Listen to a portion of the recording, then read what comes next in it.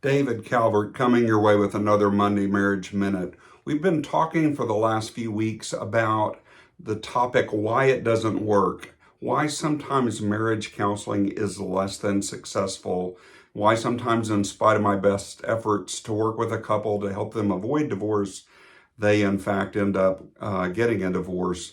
It's something I don't hear very many counselors talking about. We love to talk about our successes, and I see a lot of success with marriage counseling, but there are times when it's less than successful. And so the reason I want to talk about today is the whole topic of addiction. Sometimes it's very, very difficult for a couple to work through their difficulties when one or both of them have an addiction to some type of substance, or it might be an addiction to pornography or an addiction to some other type of sexual addiction. Those are all very, very challenging. Gambling addiction is another. It's very, very difficult for a marriage to survive if the person with the addiction is not in recovery and not seeking help.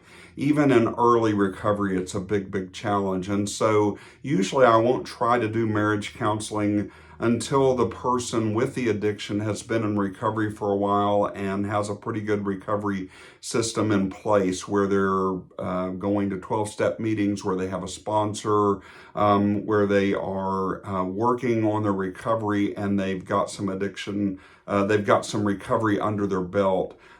It's very, very difficult for a marriage to survive addiction if the person is still in early recovery, where they're very, very prone to relapse.